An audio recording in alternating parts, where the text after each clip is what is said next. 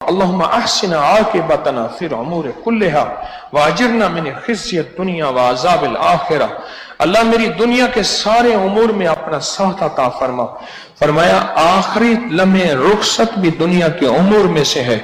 یہ دعا جو پڑھتا رہے گا اللہ اس کو دنیا کی رسوائیوں سے بچائے گا، خاتمہ بالخیر کرے گا، خاتمہ خراب ہونے سے بچائے گا، اللہ ذلتوں سے بچائے گا، اور اللہ پاک اس کو آخرت کے تاج پہنائے گا۔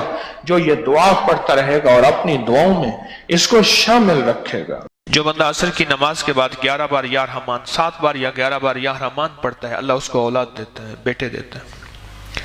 اور جو عصر کی نماز کے بعد یا رحمان پڑھتا ہے عصر کی نماز کے بعد، تو اس کا جادو ٹوٹ جاتا ہے، جادو ٹوٹ جاتا ہے۔ عصر کی نماز کے بعد جو 11 بار یا رحمان پڑھ لے، 7 بار یا رحمان پڑھ لے، بڑی مقبول گھڑی ہے اور بہت محبوب گھڑی ہے، بہت زیادہ۔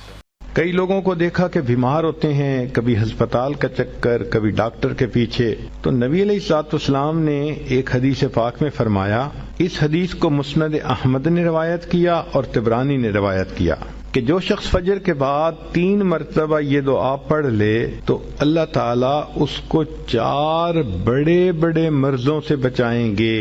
نمبر 1 پاگل پن، تو پہلی بیماری جو اللہ تعالیٰ دور کرتے ہیں وہ ہے پاگل پن، اور دوسری بیماری کوڑ پن، کوڑ پن کہتے ہیں چہرہ بدصورت ہو جانا، اور تیسری چیز ہے اندھا پن۔ اندھے پن سے مراد یہ کہ آنکھوں کی بینائی ہی چلی گئی، یا آنکھوں میں موتیا بند آ گیا، یا آنکھوں پہ اینک لگانی پڑ گئی، اور چوتھا فرمایا فالج کی بیماری ختم۔ اور یہ عمل دیکھو چھوٹا کتنا ہے، وہ جو فکرہ فرمایا حدیث میں وہ ہے سبحان اللہ العظیم و بحمدہ ولا حول ولا قوت الا باللہ۔